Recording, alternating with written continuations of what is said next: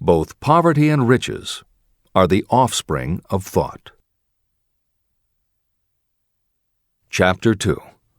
Thoughts are things. The man who thought his way into partnership with Thomas A. Edison.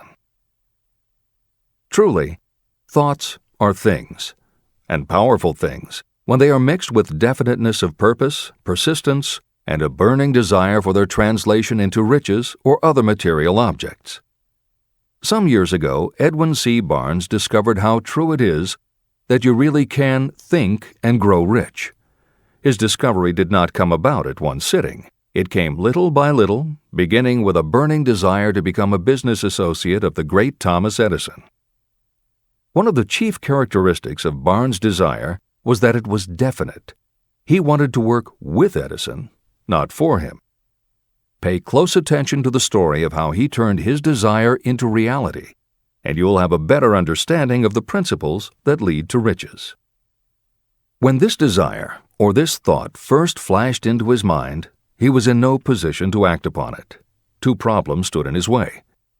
He did not know Mr. Edison, and he did not have enough money to buy a train ticket to West Orange, New Jersey, where the famed Edison Laboratory was located. These problems would have discouraged the majority of people from making any attempt to carry out the desire. But his was no ordinary desire. The Inventor and the Tramp. Edwin C. Barnes presented himself at Mr. Edison's laboratory and announced that he had come to go into business with the inventor. Years later, in speaking about that first meeting, Mr. Edison said about Barnes, "He stood there before me looking like an ordinary tramp, but there was something in the expression of his face which conveyed the impression that he was determined to get what he had come after. I had learned from years of experience with men that when a man really desires a thing so deeply that he is willing to stake his entire future on a single turn of the wheel in order to get it, he is sure to win. I gave him the opportunity he asked for, because I saw he had made up his mind to stand by until he succeeded. Subsequent events proved that no mistake was made." It could not have been the young man's appearance that got him his start in the Edison office. That was definitely against him. It was what he thought that counted. Barnes did not get his partnership with Edison on his first interview. What he did get was a chance to work in the Edison offices at a very nominal wage. Months went by. Nothing happened to bring nearer the goal that Barnes had set as his definite major purpose. But something important was happening in Barnes' mind. He was constantly intensifying his desire to become the business associate of Edison. Psychologists have correctly said, when one is truly ready for a thing, it puts in its appearance. Barnes was ready for a business association with Edison, and he was determined to remain ready until he got what he was seeking. He did not say to himself, well, what's the use? I guess I'll change my mind and try for a salesman's job. But he did say, I came here to go into business with Edison, and I'll accomplish my goal if it takes the remainder of my life. He meant it. What a different story people would tell if only they would adopt a definite purpose and stand by that purpose until it had time to become an all-consuming obsession. Maybe young Barnes did not know it at the time, but his bulldog determination and his persistence in focusing on a single desire was destined to mow down all opposition and bring him the opportunity he was seeking.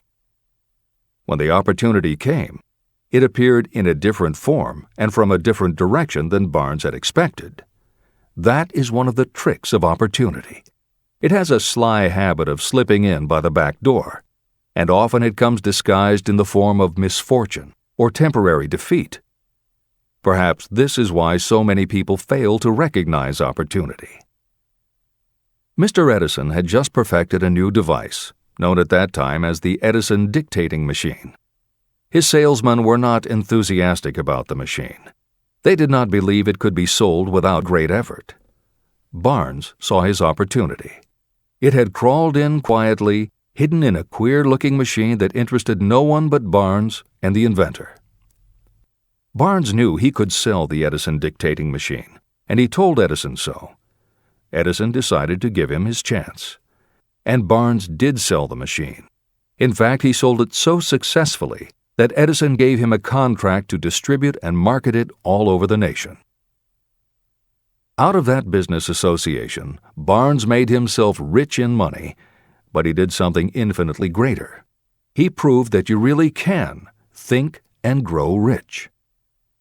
How much actual cash that original desire of Barnes was worth to him, I have no way of knowing. Perhaps it brought him $2 or $3 million. Editor's comment: $3 million in the early years of the 20th century would be comparable to more than $50 million in terms of buying power at the beginning of the 21st century. This is the end of the editor's comment.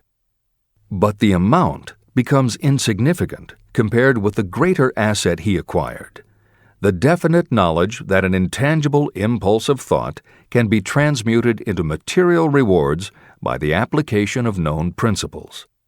Barnes literally thought himself into a partnership with the great Edison. He thought himself into a fortune. He had nothing to start with except knowing what he wanted and the determination to stand by that desire until he realized it.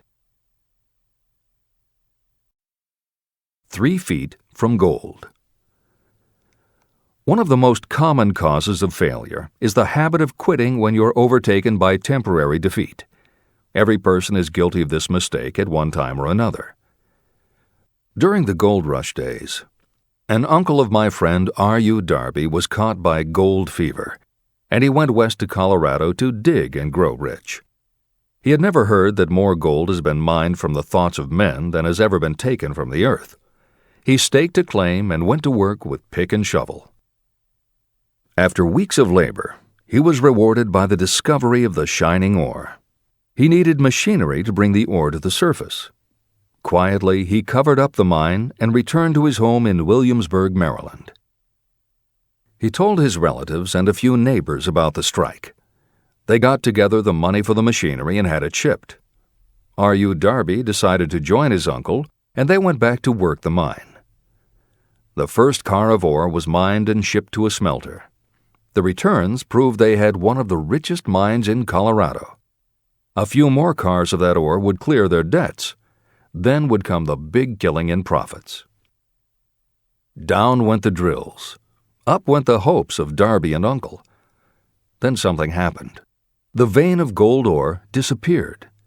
They had come to the end of the rainbow, and the pot of gold was no longer there.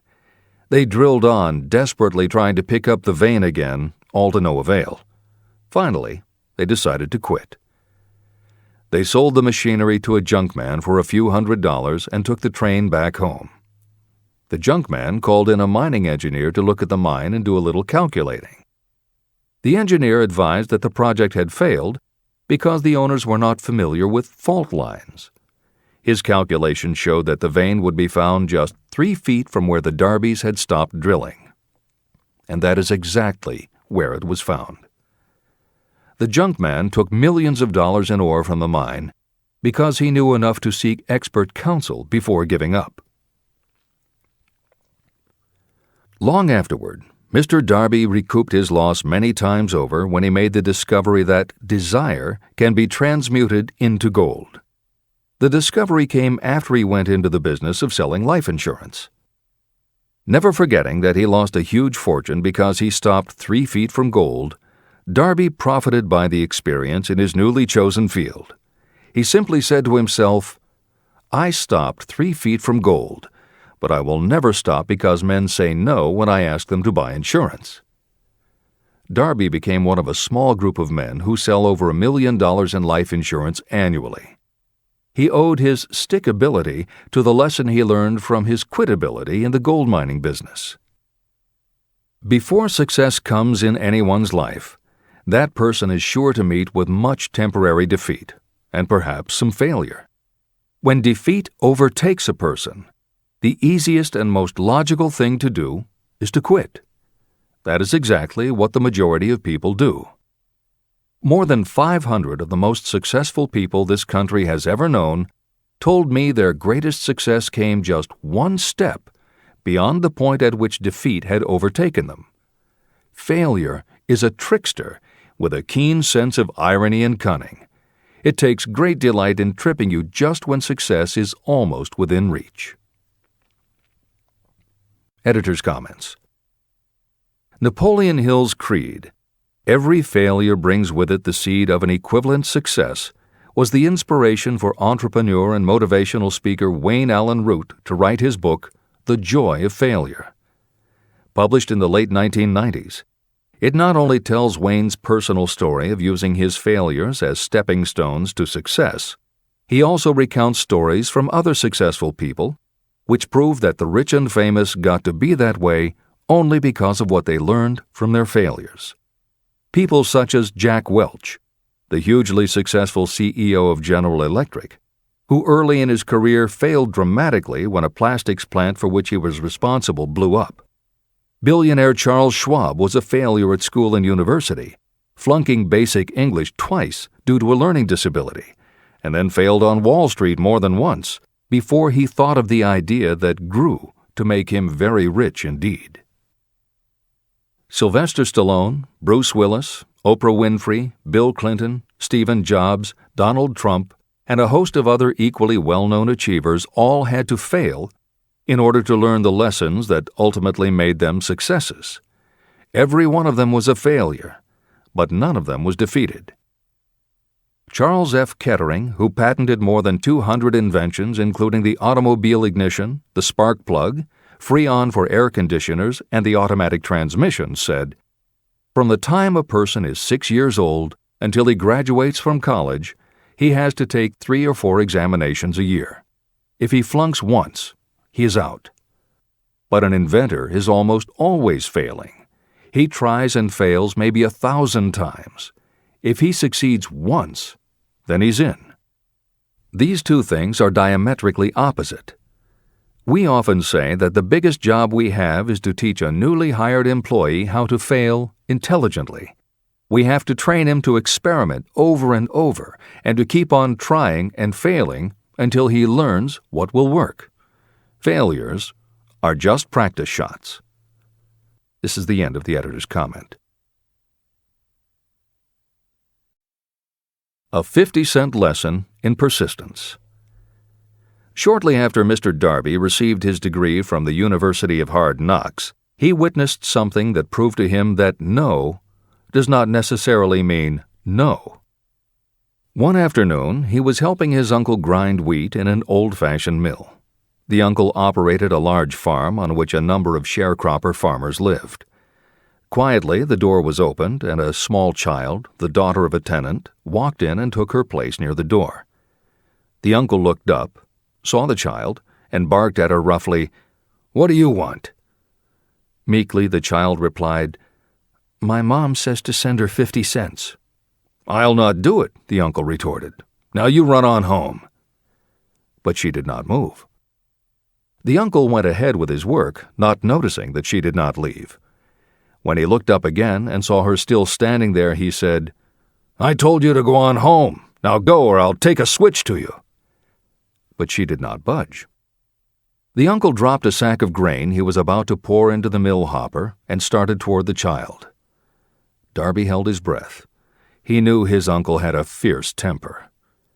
When the uncle reached the spot where the child was standing, she quickly stepped forward one step, looked up into his eyes, and screamed at the top of her voice, "My mom's got to have that 50 cents!" The uncle stopped, looked at her for a minute, put his hand in his pocket, took out $50, and gave it to her. The child took the money and slowly backed toward the door, never taking her eyes off the man whom she had just conquered. After she had gone, the uncle sat down on a box and looked out the window into space for more than 10 minutes. He was pondering, with awe, over the whipping he had just taken. Mr. Darby, too, was doing some thinking. This was the first time in all his experience that he had seen a child deliberately master an adult. How did she do it? What happened to his uncle that caused him to lose his fierceness and become as docile as a lamb? What strange power did this child use that made her master of the situation? These questions flashed into Darby's mind, but he did not find the answer until years later when he told me the story. Strangely, the story of this unusual experience was told to me in the old mill on the very spot where the uncle took his whipping. As we stood there in that musty old mill, Mr. Darby repeated the story and finished by asking, "What can you make of it? What strange power did that child use that so completely whipped my uncle?" The answer to his question will be found in the principles described in this book. The answer is full and complete. It contains enough details and instructions for you to understand and apply the same force that the little child accidentally stumbled upon. Keep your mind alert, and you will learn exactly what strange power came to the rescue of the child. You may catch a glimpse of the power in this chapter, or it may flash into your mind in some later chapter. If you stay alert to the possibility, somewhere you will find the idea that will quicken your receptive powers and place at your command this same irresistible power. It may come in the form of a single idea, or it may come as a complete plan or a purpose. It may even cause you to go back over your past experiences of failure or defeat, and in doing so, it may bring to the surface some lesson by which you can regain all that you lost through defeat. After I had explained to Mr. Darby the power unwittingly used by the little child, he mentally retraced his 30 years as a life insurance salesman. As he did so, it became clear to him that his success was due, in no small degree, to the lesson he had learned from the child. Mr. Darby pointed out, "Every time a prospect tried to bow me out without buying, I saw that child standing there in the old mill, her big eyes glaring in defiance, and I said to myself, 'I've got to make this sale.' The better portion of all sales I have made were made after people had said no." He also recalled his mistake in having stopped only 3 feet from gold. "But," he said, "that experience was a blessing in disguise. It taught me to keep on keeping on, no matter how hard the going may be. A lesson I needed to learn before I could succeed in anything." Mr. Darby's experiences were commonplace and simple enough, yet they held the answer to his destiny in life. In fact, to him the experiences were as important as life itself, and he was able to profit from these 2 important experiences because he analyzed them and found the lesson they taught. But what if you don't see the events of your life as being experiences of such profound significance? And what about the young person who doesn't yet have even minor failures to analyze? Where and how will they learn the art of converting defeats into the stepping stones to opportunity? That is exactly why this book was written, to answer those questions. To convey my answer, I have constructed 13 principles. These principles work individually or together as catalysts. The specific answer that you are looking for may already be in your own mind. Reading these principles may be the catalyst that causes your answer to suddenly come to you as an idea, a plan, or a purpose. One sound idea is all you need to achieve success. These 13 principles contain the best and most practical ways and means of creating ideas. Success consciousness. Before I go any further in the description of these principles, you should know this. When riches begin to come, they come so quickly and in such great abundance that you will wonder where they've been hiding during all those lean years. This is an astounding statement, especially when you take into consideration the popular belief that riches come only to those who work hard and long. When you begin to think and grow rich, you will observe that riches begin with a state of mind, with definiteness of purpose, with little or no hard work. What you need to know now is how to acquire the state of mind that will attract riches. I spent 25 years researching the answer to that question because I, too, wanted to know how wealthy men become that way. What you will learn is that as soon as you master the principles of this philosophy and begin to apply those principles, your financial status will begin to improve. Everything you touch will begin to transmute itself into an asset for your benefit. Impossible? Not at all.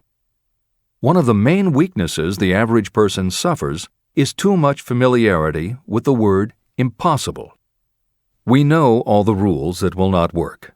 We know all the things that cannot be done. This book was written for those who seek the rules that have made others successful and are willing to stake everything on those rules. Success comes to those who become success conscious. Failure comes to those who allow themselves to become failure conscious.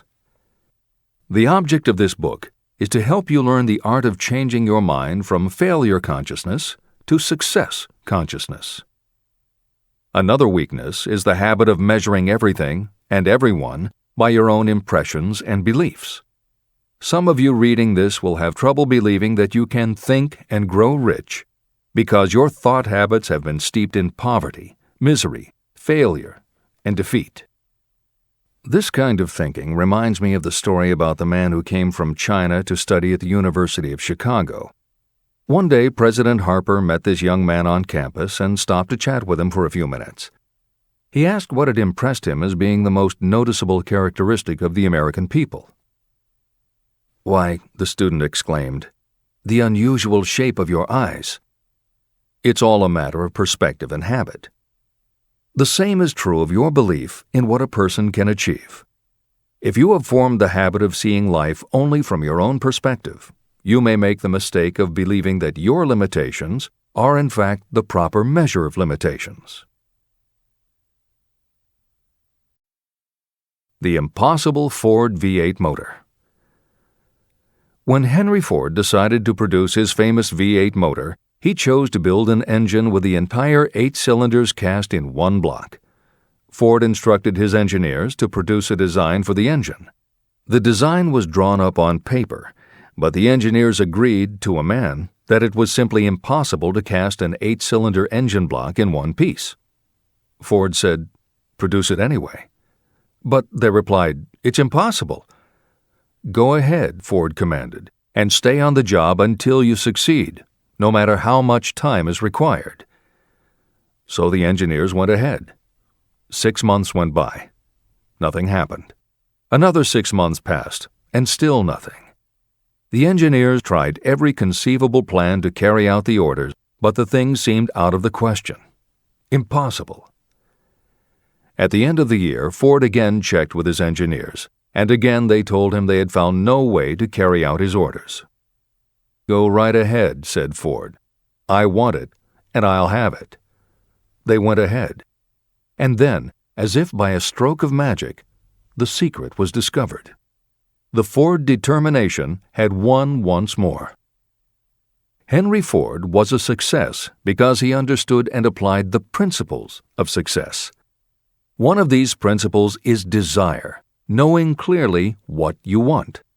Remember this Ford story as you continue reading this book. Pick out the lines in which the secrets of his stupendous achievement have been described. If you do this, if you can put your finger on those particular principles that made Henry Ford rich, you may equal his achievements in almost any calling for which you are suited. Editor's comments. To those readers who may interpret Ford's actions as nothing more than obstinacy, the editors would point out that he was employing a technique that has become a common part of strategic planning in many industries, including aerospace, computers, medicine, and the military. When launching large, complicated, long-term projects, the planners often know that at certain points along the way they will need components that simply do not yet exist. The fact that at the beginning there is no way to get from A to B does not deter them. There are many parts of the project they can get started on now, and they just assume that by the time they get to the point where they will need a technology or a device, they will have solved the problem of making it, and they have been proven right time and again. Stated simply, the technique is to clearly know what you want to accomplish, have faith in your ability to do it, and persist until you have accomplished your goal. This is the end of the editor's comments. Why you are the master of your fate. When the famed English poet William Henley wrote the prophetic lines, "I am the master of my fate, I am the captain of my soul," He should have informed us that the reason we are the masters of our fate, the captains of our souls, is that we have the power to control our thoughts. He should have told us that it is because in some way our brains become magnetized with the dominating thoughts that we hold in our minds. And it is as though our magnetized minds attract to us the forces, the people, and the circumstances of life that are in sync with our dominating thoughts. He should have told us that before we can accumulate riches in great abundance, we must magnetize our minds with intense desire for riches.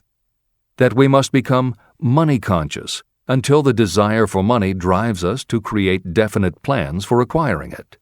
But being a poet, Henley contented himself by stating a great truth in poetic form, leaving those who followed him to interpret the philosophical meaning of his lines. Little by little, the truth has unfolded itself, until I have come to know with certainty that the principles described in this book hold the secret of mastery over our economic fate. Principles that can change your destiny.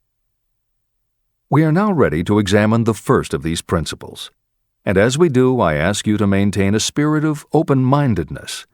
Remember as you read that these principles are not my invention, nor are they the invention of any one person.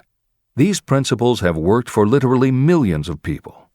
You, too, can put them to work for you and your own enduring benefit. You will find it easy, not hard to do. Some years ago, I delivered the commencement address at Salem College in Salem, West Virginia. I emphasized with so much intensity the need to have a burning desire that one of the members of the graduating class became completely convinced and made it a cornerstone of his own philosophy. That young man became a congressman and an important factor in President Franklin D. Roosevelt's administration. He wrote me a letter in which he so clearly stated his opinion of the principle of desire outlined in the next chapter that I have chosen to publish his letter as an introduction to that chapter. It gives you an idea of the rewards to come. My dear Napoleon, my service as a member of Congress having given me an insight into the problems of men and women, I am writing to offer a suggestion which may become helpful to thousands of worthy people. In 1922, you delivered the commencement address at Salem College when I was a member of the graduating class. In that address, you planted in my mind an idea which has been responsible for the opportunity I now have to serve the people of my state, and will be responsible, in a very large measure, for whatever success I may have in the future. I recall, as though it were yesterday, the marvelous description you gave of the method by which Henry Ford, with but little schooling, without a dollar, with no influential friends, rose to great heights. I made up my mind then, even before you had finished your speech, that I would make a place for myself, no matter how many difficulties I had to surmount. Thousands of young people will finish their schooling this year and within the next few years. Every one of them will be seeking just such a message of practical encouragement as the one I received from you. They will want to know where to turn, what to do to get started in life. You can tell them, because you have helped to solve the problems of so many, many people. There are thousands of people in America today who would like to know how they can convert ideas into money. People who must start from scratch, without finances, and recoup their losses. If anyone can help them, you can.